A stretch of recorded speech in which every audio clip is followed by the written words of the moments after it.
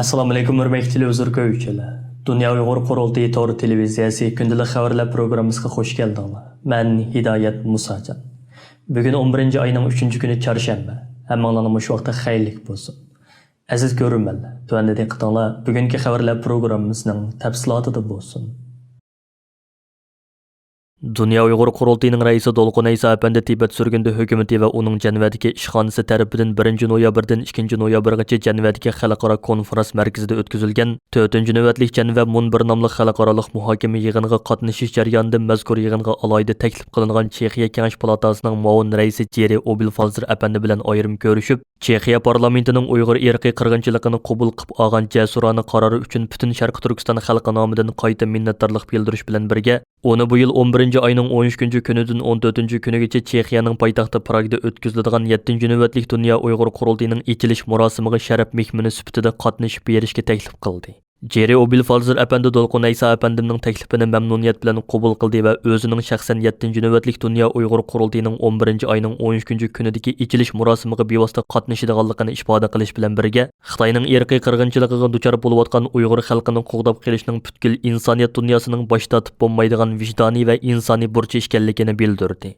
Dolqun Aysa Efendi 2018 yildan buyon yilda bir qitim o'tkazilib kelinayotgan mazkur munbarning 4 navbatlik yig'inining tunji kuni qilgan so'zida mustabid Xitoy hokimiyatining Sharq Turkistonda hozir ham jiddiy davom qildirayotgan irqiy qirg'inchilik siyosati, jazo lagerlari va majburiy emgak tuzumi, yuqori besimliq nazorat va ta'qib qilish siyosati haqida ma'lumot berib o'tish bilan birga, Xitoyning Uyg'urlar ustidan yurgizayotgan madaniyat qirg'inchiligi, Xitoyning vatan ichi va sirtidagi Uyg'urlarga yurgizayotgan iqtisodiy jihatdagi talon-taroj qilmishlari haqida ma'lumot berish bilan birga, mustabid Xitoy hokimiyatining bir tarafdan Sharq Turkistonning tabiiy boyliqlarini talon-taroj qilish, Uyg'urlarni asos qilgan yerli xalqlarni iqtisodiy jihatdan vayron qilish, ularning iqtisod va mol-mulklarini qonunsiz holda musodara qilib olish siyosatini yo'lga qo'ysa, yana bir tarafdan chet elda yashayotgan Uyg'urlarning vatandagi bank hisoblarini to'nglatib, yer mulklarini musodara qilib olish orqali muhojiratda yashayotgan Uyg'urlarga iqtisod va ruhiy jihatdan intayin og'ir ziyon yetkazayotganligini alayda eskartib o'tgan edi. Yig'inning tunji kuni yig'in maydonidan stansimizning maxsus ziyoratini qabul qilgan Dolqun Aysa Efendim 4 navbatlik Cenve Munbir nomli xalqarалық muhokama yig'ini haqida izohat berib mundoq dedi. Bugun Shveysariyaning Cenve shahrida xalqaro konferans markazida Ceneva munbiri deb Tibet sürgün hükümeti bilen Tibet sürgün hükümetinin Ceneva'daki ofis tarafından birlikte orlaştırılan 4. nöbetlik Cenve munbiriga yığınıga davam qildi. Ben bununla yığınga Dunya Qurultiyi vakaleten teklif bilen qatnaştım. Tönö gün bu yığının birinci gün tertibide Xitoy hükümetinin Sharq Turkistonda, Tibet'te veya Xitoy müstemlik kıvatkan rayonlardaki medeniyet, iqtisadi ve sosyal qirg'inchiligi haqida muzokara temasi bo'lgan. Tönögünki o temada ben Xitoy hükümetinin Sharq Turkistonda 1949 Xitoy isloh qilgandan buyon va 1955 yilda atalmış Abdunur rayoni bergandan buyon qandaq shakldagi iqtisodiy, siyosiy va madaniyat qirg'inchiliklari olib borayotganligi haqida yig'in qatnashishga doklad berdim. Bu yig'inga dunyoning har joylaridan kelgan Tibet himoyachileri, parlament a'zolari, bir qism davlatlarning parlament rahbarlari, Tibet aktivistlar bo'lib, ko'p kishilar qatnashib o'tdi.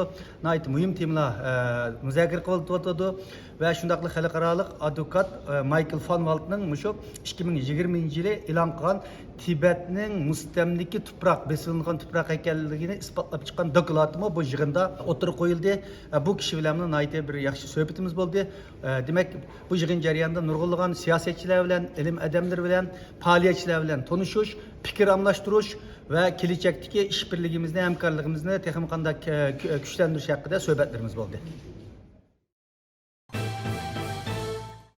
7 navbatlik Dunya Uyg'ur Qurultiyi tayyorlik komitetining raisi Parat Yo'rinqash Efendimning stansimizga bildirishicha, mushu ayning 13 kunidan 14 kunigacha Chexiyaning poytaxti Pragda o'tkaziladigan 7 navbatlik Dunya Uyg'ur Qurultiyining ochilish murosimiga Chexiya, Germaniya, Angliya, Belgiya, Amerika, Kanada, Fransiya, Slovakiya, Litva parlamentlarining a'zolarini o'z ichiga olgan yuqori darajalik siyosiy arboblar va kishilik huquqni kuzatish tashkiloti Xitoy ishlari direktori doktor Sophie Richardson, Kommunizm qurbonlari xotira fondining tadqiqotchisi doktor Adrianzinis qatorliqlarni o'z ichiga olgan tadqiqotchi olimlardan bo'lib, ko'p sonli chet ellik mehmon sharaf mehmoni sifatida ishtirok qiladi. Dunya Uyg'ur qurultiyining raisi Dolqun Aysa apandi istansimizga qilgan so'zida Pragdagi qurultayga bevosita kelib qatnashadigan vakillarga viza masalasida qulaylik yaratib berish haqida o'zining oldingi kuni Chexiya tashqi ishlar ministrligining mas'ullari bilan maxsus ko'rish ilib borganligini, Germaniya tashqi ishlar ministrligiga bu vaqtda maxsus talabnoma yo'llaganligini, hozirga qadar 7-navbatlik Dunya Uyg'ur qurultiyining 150 nafardan ortiq rasmiy vakili va kandidat vakilning Chexiyaga kirish vizasini ilib bo'lganligini,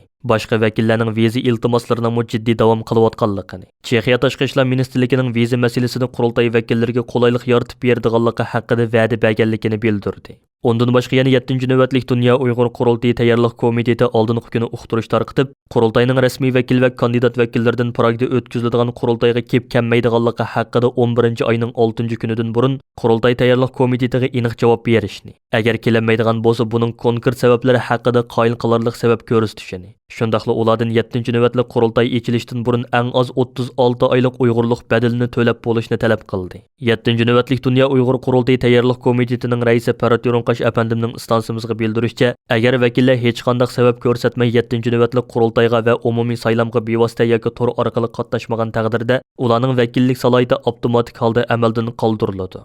Dunya Uyg'ur qurultiyi markaziy ishxonasining bildirishicha, bu qitim Pragda o'tkaziladigan 7-navbatlik qurultayning kun tartibi asosi jihatdan shakllangan bo'lib, 2017-yil 11-oyda Germaniyaning Myunxen shahrida chaqirilgan 6-navbatlik Dunya Uyg'ur qurultiyida demokratik usulda saylab chiqilgan hozirgi rahbarlik hay'ati 7-navbatlik Dunya Uyg'ur qurultiyida yangi vakillarga va xalqimizga 6-navbatlik Dunya Uyg'ur qurultiyining o'tgan 4 yil mobaynida ilib borgan umumiy xizmatlari va moliya kirim-chiqim ahvoli haqida tafsiliy doklad va hisob berishga hozirlanmoqda.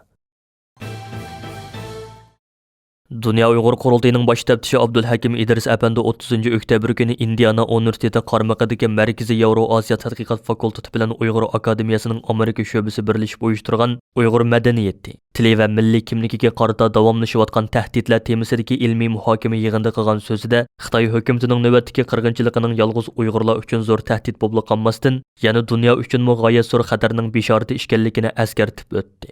Bo'libmi Xitoy hukumatining hozir dunyo tartibini, to'g'ri bilan xatoni o'z xohishi bo'yicha sharhlmoqchi bo'lganligining dunyo xalqi uchun eg'ir qabohatning boshlanishi ekanligini ta'kidlab o'tgan Abdulhakim Idris apandim, Xitoy hukumatining Sharqi Turkistondagi siyosiy bostirish harakatini o'tgan 70 yillik musofa bo'yicha aslab chiqish orqali navbatdagi qirg'inchilikning ashu izchil davom qilib kelgan bostirishning yuqori pallasi ekanligini, bu xil qabohatning oldi ilinmaganda uning dunyoning kelgusiga eg'ir qora soya tashlaydiganligi muqarrar ekanligini bayon qildi. Mazkur yig'inda yana Uyg'urlarning navbatdagi qirg'inchilikning nopus masalasida qanday krizislarga duch kelayotganligi to'g'risida Washington shahridagi kommunizm qurbonlari xotira fondining tadqiqotchisi doktor Adrianzinis alayda so'z qildi. U navbatda Uyg'ur nopusining majburiy yo'sinda kemaytilishi, buningdagi sabablar hamda buning kelgusi taraqqiyoti haqida to'xtalib, ma'lum bir millatning nopusini g'arazlik holda kemaytishining o'zida qirg'inchilik haqidagi ta'birga to'liq tushadiganligini bildirdi. Dal shundaq bo'lganligi uchun Xitoy hukumati navbatda Janubiy Shinjongdagi Xitoy nopusining sonini oshirishni butun kuchi bilan ijro qilmoqda ekan.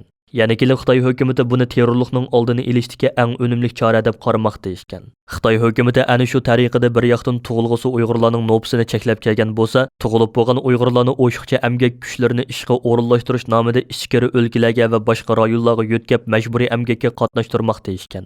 Ma'lum bo'lishicha, yaqinqi mezgillardan buyon mushu xildagi leksiyalar va muhokama yig'inlari har qaysi joylardagi oliy maktablarda ko'plab o'tkazilayotgan bo'lib, buning har qaysi soha orasida Uyg'ur krizisi haqidagi tushunchalarni oshirish rolini o'ynaydiganligi taxmin qilinmoqda ekan.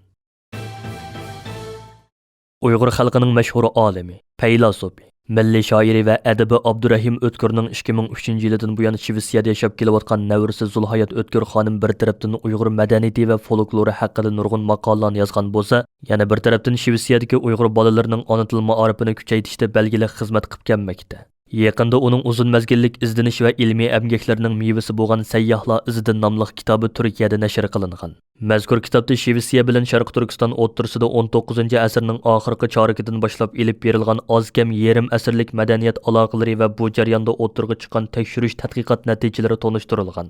Zulhayat xonim bu vaqtda matbuotlarga qilgan so'zida bu kitobimning mustamliki ichida o'z tarixini yezib qoldirishga qodir bo'lolmayotgan Uyg'urlarning o'tganki 100 yillik tarixida bo'sh qolgan sahifalarni tadqiq qilib to'ldirishda belgilik rol o'ynashini umid qilaman. Bu kitob Uyg'urlar bilan G'arb dunyosi o'rtasidagi yaqinqi zamon madaniyat aloqa tarixini tadqiq qilishda muhim material bo'g'isidir dedi.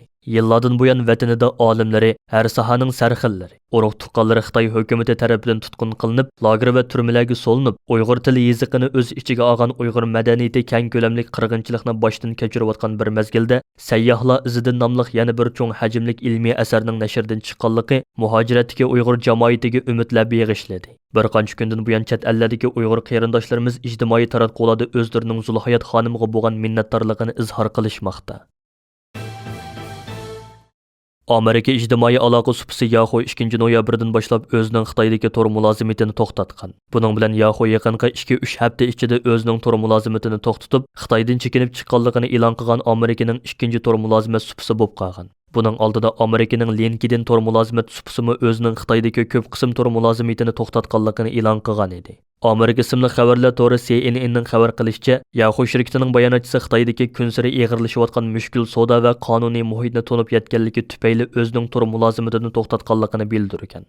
Yahoo supisining Yahoo ilxat, Yahoo xabarlarini o'z ichiga olgan Xitoydagi nurg'un tor mulozimat funksiyalari 2013-yildan boshlab to'xtashga boshlagan. Yahoo shirkati 2015-yili o'zining Beijingdagi ishxonasini taqagan edi. Bu shirkatning Amerika Xitoy o'rtasidagi Uyg'ur irqiy qirg'inchiligi, Hong Kong, Tayvan, Janubiy dengiz, savdo va yer shari havo klimat qatorliq masalalardagi ixtilofi o'tkirlashib ketgan. Xitoy Amerikaning yer sharidagi nopuzi va qoida tuzum asosidagi xalqaro tartibga qattiq xiris qilayotgan bir vaqtda Xitoydan chekinib chiqqan. CNN'ning bildirishicha Xitoyda mulozimat qilish uzundan buyon xususiy shirkatlarga nurg'un xiroslarni ilib kelgan bo'lsa-mu, biroq Xitoy raisi Shi Jinping yaqinqi oylarda texnika, ma'arif, o'yin va ko'ngil ichish kasbiga qarata keng ko'lamli nazorat qilib boshqarish nomida bostirish ilib berishi eng chong Xitoy shirkatlarining bozor qimmatini zo'r darajada yo'qitishiga sabab bo'lgan.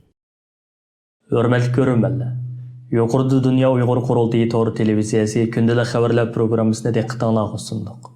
Keyin qaytamoq pirugrammimizni ko'rishaylik. Ko'rishga omon bo'lgaysizlar. Xayr xo'sh.